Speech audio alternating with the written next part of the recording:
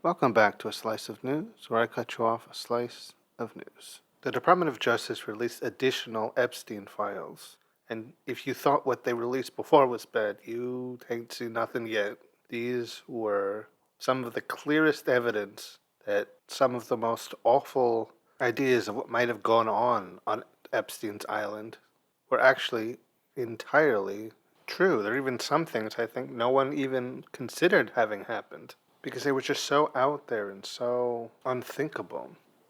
It's been practically common knowledge that sexual abuses did occur on Epstein's island, perpetrated by Jeffrey Epstein and his associates, one of which reportedly being current President Donald Trump. But these newly released files detailed exactly what they were, reportedly from the people who experienced them. And they did not leave anything up to the imagination. They said exactly what reportedly happened and to whom. There were accounts of assaults and abuses, but there were also accounts of actual murders, claiming that several girls were killed on the island and buried, even some accounts of girls disappearing entirely and never being seen. Some pretty awful stuff, so awful that I don't think I could even get into it here. But of course, it goes without saying, it's very bad and very damning. What made this release different from their previous releases, other than the level of detail and specificity of what went on with those in attendance at Epstein's compound, the department did not spend the time to redact every single mention of Donald Trump from the files. So as a result, if you were to read those release files, you would see his name come up a lot as the perpetrator of some of the most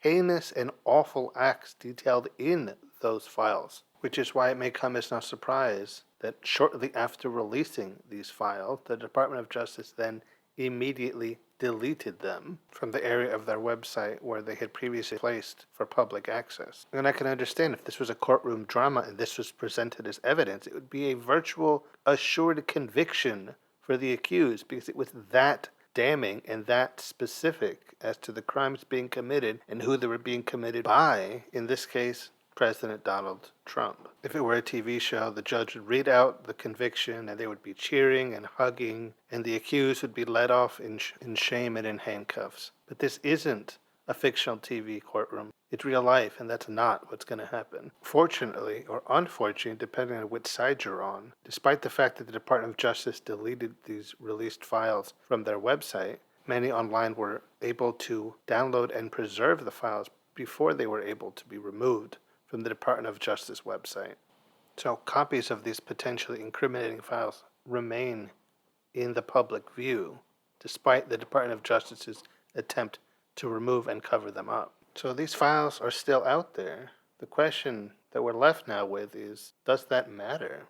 For quite some time, I remained strongly confident the Epstein files are going to be the thing to finally awaken these MAGA people from their Trump trance. When they saw in detail the level of depravity and abuse Donald Trump, Epstein, and their associates perpetrated upon these innocent young girls, they would at long last turn their back on him, because as a party and a people who believe in protecting the children, they could not possibly allow a man who represented everything they were against to be their man, their leader. He would quite literally be exposed as the man they were supposedly wanting to protect children against. But what I'd failed to entirely account for was just how deep the indoctrination went, to a point where they could be presented with the reality of what those files depict and the awful things that he did. And the response could be, I don't think it's real, and even if it is, I don't care. I expected them to be incensed. Instead, I found they were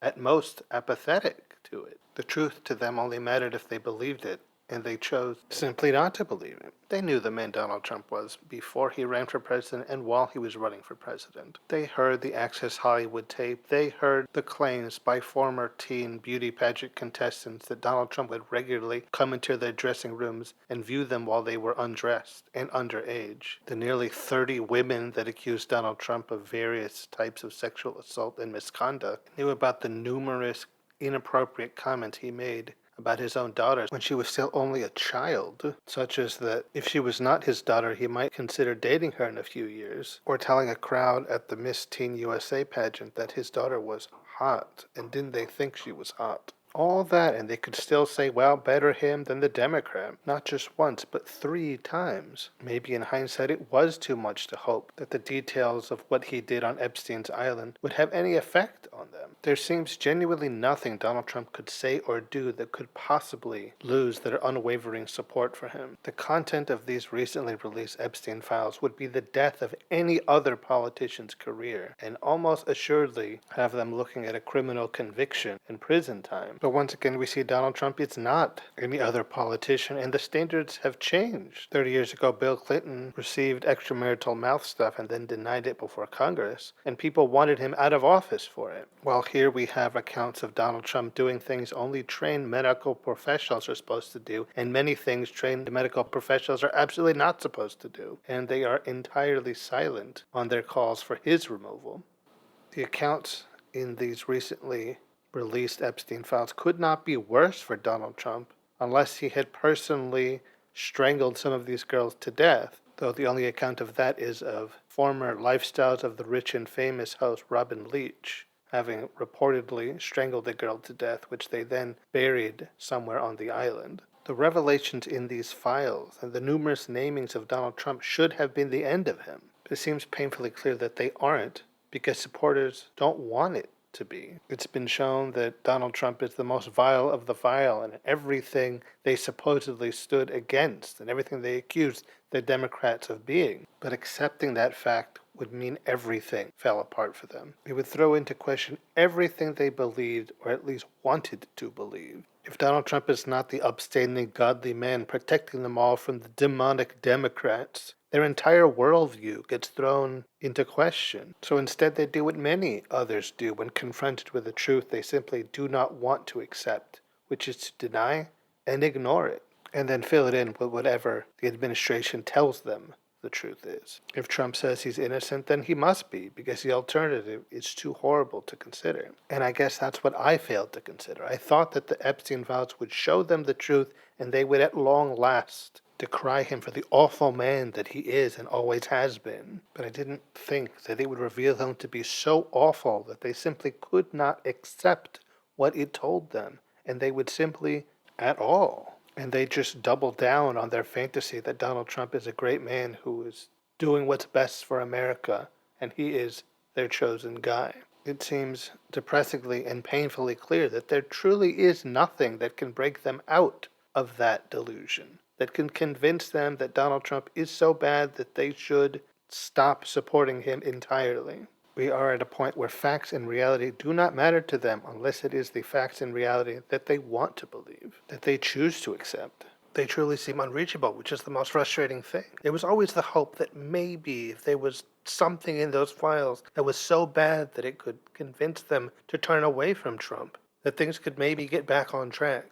But it's now clear that there is no such thing, and there is nothing that could get them to turn away from him, that their support is eternal through anything, no matter how horrendous the accusations may be. So given that fact, the question really is, where do we go from here? If we've got a whole section of the population that is more interested in living in denial of the realities that they find themselves in, and more interested in living the fantasy that Donald Trump and his administration are actually good for them and good for the country, instead of probably the worst human being to ever sit in the president's seat. And I wish I had a good answer, but I really don't. Maybe the answer is to just give up on them entirely. Just give them up as lost and focus on voters and potential voters on the right that are not quite as deeply bought into the mega Trump cult, as it were. I think those are the people who still have the ability to have their minds and perceptions changed by the revelations found in these recently released files. Because I know they're out there, not nearly as many as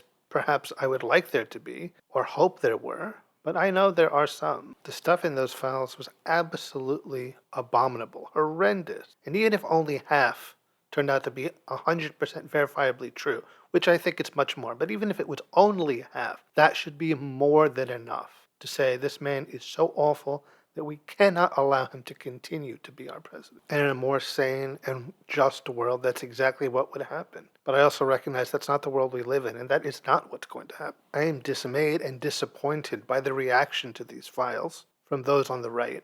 But the one thing that I'm not is surprised, since this is exactly on brand for them. Because if there's one thing conservatives and those on the right have always seemingly struggled with, it's to admit when they were wrong, when they got, when they were fooled. So rather than let their ego and sense of self be put into question, they simply will deny it and continue to live in self-imposed ignorance.